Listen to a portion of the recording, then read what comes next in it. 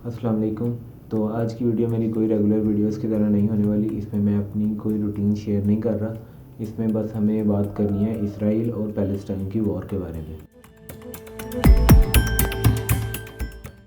Palestine में casualties 3000 cross कर चुकी हैं।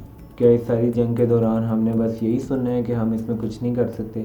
हम कुछ कर सकते हैं। एक नई वीडियो आजकल वायरल हो रही है कि जो आपसे कह रहा है कि इसराइली चीज़ों का बाइकआउट करो, आप उसको ब्लॉक कर दो। और उसके पीछे इनका मोटिव ये है कि लेबर तो हमारी है, हमारा अपना नुकसान होगा। जैसे कि अब लेज़ है, लेज़ की फुल ऑन प्रोडक्शन पाकिस्तान में होती है। अगर उसका हम बाइकआउट करेंगे तो पाकिस्तान का अपना नुकसान है। तो यार बात सिर्फ ज़मीर की है। जिसका ज़मीर मानता है वो यूज़ कर ले, जिसका नहीं मानता वो ना करे।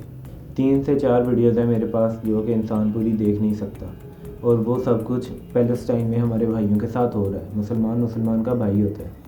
यार हम सिर्फ बाइकआउट नहीं कर सकते, हम और भी बहुत कुछ कर सकते हैं। ठीक है, हम जाके पैलेस्टाइन की जगह जंग नहीं लड़ सकते, वो बात आपकी ठीक है यार। लेकिन हम लोग अपने ऊपर जो हमारे बैठे हुए हैं उनकी नाक में तो दम कर सकते हैं ना, कि जाके उनके साथ खड़े हो। वो जो डॉक्टर अब्दुल कदीर साहब ने मिसाइल दिया है, वो क्या आप लोगों ने शोपीस के लिए रखा हुआ है?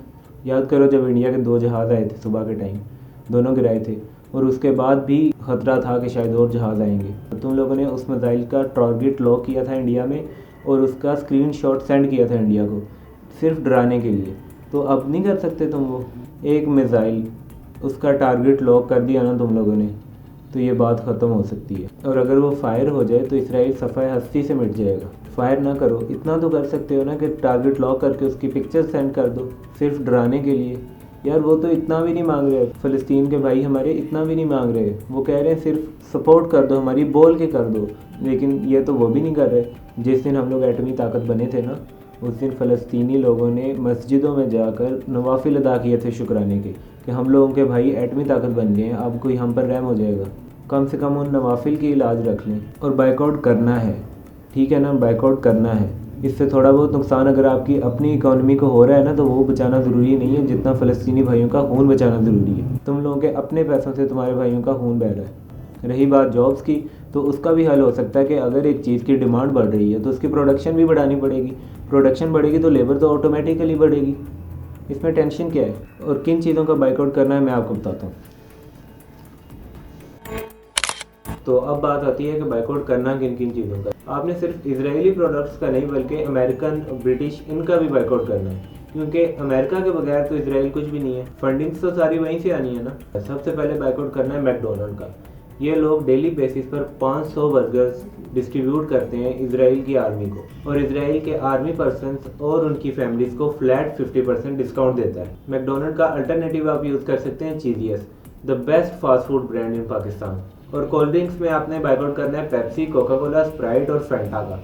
कोका कोला और पेप्सी तो ऑलमोस्ट एक ही जैसे हैं, तो लेकिन अगर आप मेरी तरह डेली बेसिस पर इनको यूज़ करते थे तो आपको इनमें ज़मीन आसमान का फ़र्क मिलेगा। लेकिन अब इतनी सी कुर्बानी तो देनी पड़ेगी। हम इनका अल्टरनेटिव यूज़ करेंगे कोला नेक्स्ट, जो कि पाकिस्तानी ब्रांड है। उसके बाद आपने बाइकआउट करना है नेस्ले की सारी प्रोडक्ट्स का, जैसे कि फ्रूटा वाइटल हो गया, नेस्कैफे हो गया, निडो हो गया, और उसके बाद किट कैट हो गया। इनका बाइकआउट करना है। और हर चीज़ लेने से पहले आपने उस पर स्टिकर देख लेना है कि नेस्ले का है या नहीं। अगर ना हो तो ही परचेज करना है। इसके बाद गुची को भी आपने बाइकआउट करना है, और इसके तो अल्टरनेटिव बहुत सारे हैं, वो तो बताने की ज़रूरत ही नहीं है। इसके बाद आपने बाइकआउट करना है मिल्क पैक का, क्योंकि नेस्ले इनकी पेरेंट कंपनी है। इसकी जगह आप यूज़ कर सकते हैं Olpers one of the best dairy brands इन पाकिस्तान है। अच्छा, सबवे से आपने सैंडविचेस और नहीं लेने, क्योंकि वो भी अमेरिकन ब्रांड है। स्टारबक्स, वैसे तो स्टारबक्स पाकिस्तान में है नहीं, लेकिन अगर आप कहीं बाहर से भी ये वीडियो देख रहे हैं तो आपने स्टारबक्स से दोबारा कॉफ़ी नहीं लेनी। बर्गर किंग से भी आपने बर्गर्स नहीं लेने। यूनिलीवर एक पेरेंट कंपनी है जिसके पहले भी मिसाइल बनते रहे हैं इस तरह के।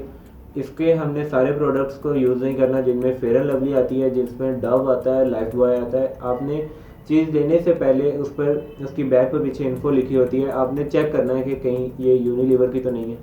ये हमारा फ़र्ज़ बनता है। Ariel washing powder, Surf Excel, इनका भी बाइकआउट करना है। बल्कि आप पाकिस्तानी ब्रांड एक्सप्रेस पावर का यूज़ कर सकते हैं, जो कि पाकिस्तानी ब्रांड है और बहुत अच्छा है। डालडा कुकिंग ऑयल, ये भी यूनिलीवर का है, इसको भी आपने आज से यूज़ नहीं करना, बल्कि इसकी जगह आप सूफी कुकिंग ऑयल का यूज़ कर सकते हैं, किसान का यूज़ कर सकते हैं। गुची के साथ साथ पुमा का भी बाइकआउट करना है। स्नैक्स में आपने Dairy Milk, Kit Kat, Lay's, Kurkure, इनका यूज़ नहीं करना। ये सब अमेरिकन ब्रांड्स हैं, इनका यूज़ नहीं करना। लेस की जगह आप यूज़ कर सकते हैं ओए होए, जो कि पाकिस्तानी ब्रांड है। एक बहुत बड़ी कंपनी है कनौर। कनौर को आज से आपने यूज़ नहीं करना, कनौर के कोई नूडल्स नहीं आने चाहिए, इनका भी हमने बाइकआउट करना है। अच्छा, अब आते हैं सॉसेस की तरफ। इनमें आपने किसी कंपनी पे ट्रस्ट नहीं करना सिवाय शंग्रेला के। शंग्रेला पाकिस्तानी ब्रांड है, आप इसे यूज़ कर सकते हैं। बेबी केयर प्रोडक्ट्स में आपने किसी कंपनी पे ट्रस्ट नहीं करना सिवाय मदर केयर के।